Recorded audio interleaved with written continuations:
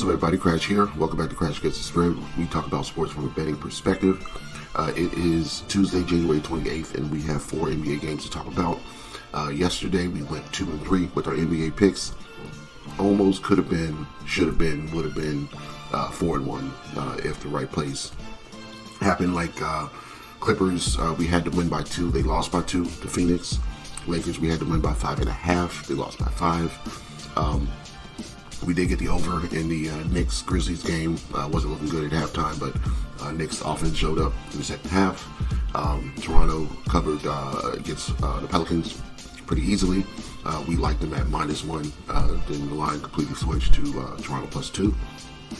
So either way, but like I said, those other two were close. The bad pick was not trusting Cleveland against the Pistons in a bounce back situation. You know, thinking that Detroit will be able to keep it close against the Cleveland team that's now dropped 3 in a row before that game. So that was a mistake.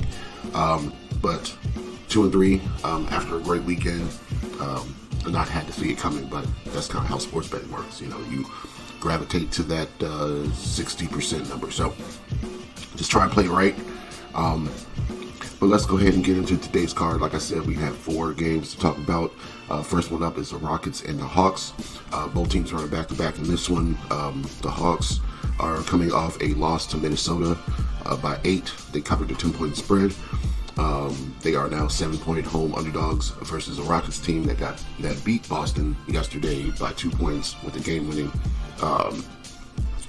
last-second shot by Ben Thompson as 6-point underdogs. So we liked the Rockets yesterday. I said it wasn't my favorite game, expecting the Celtics to show up a little more, but I did like the Rockets to cover that game. So didn't jump as a solo bet, and maybe we should have replaced that one with the Detroit game. So,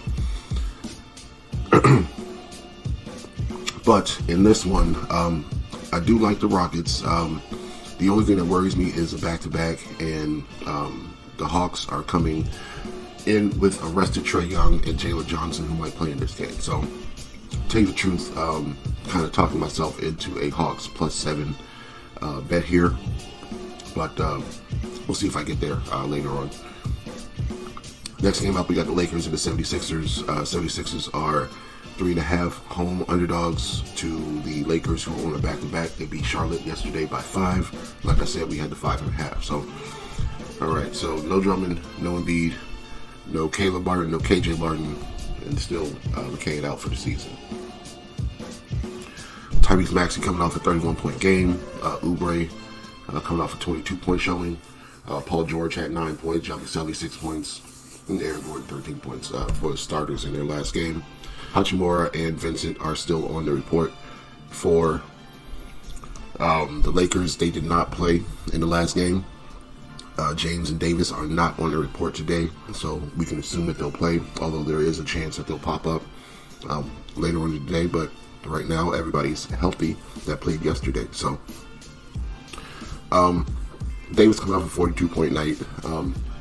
I don't think Yabusele is able to contain that guy, and if that's who they have on him, you see Maxey have either Reeves or Christie on him probably.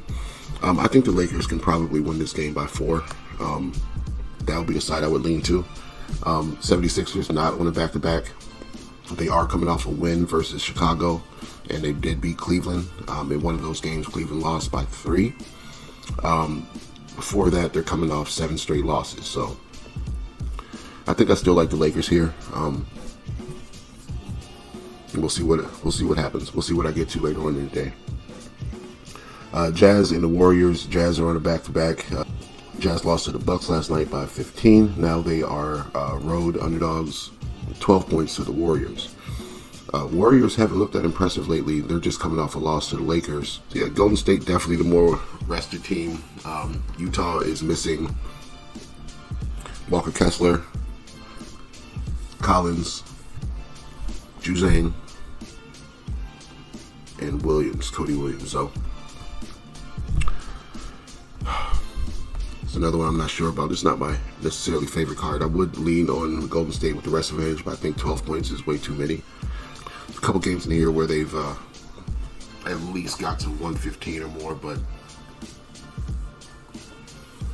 I don't know if I like this over either. So let's just fully stay off this game. Move to Bucks and Blazers. Bucks coming off a win versus the Jazz last night by 15 points as 8-point favorites. Now they play a Blazers team, which they have revenge against. Blazers beat them earlier this month.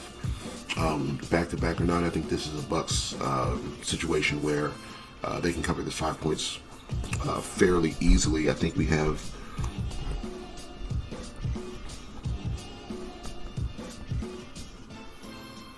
Bobby Portis out, AJ Green still out. DeAndre Ayton is day-to-day. It's questionable for Tuesday's game, so he did not play yesterday. If he doesn't go again today, I definitely like the Bucks, and I think this number might move. I think it being at 5 might signal that he might play, though. So I'm going to go ahead and take the 5. Bucks minus the 5 on the road to beat the Portland Trailblazers. So leaning Lakers, kind of leaning Hawks. Talk myself into it. I don't know about the Jazz and the Warriors game, and I like the Bucks minus the 5. I think the Bucks is probably my favorite pick. So go ahead and lock those in. Let's get this money. We'll be back tomorrow to talk some more NBA. See you then.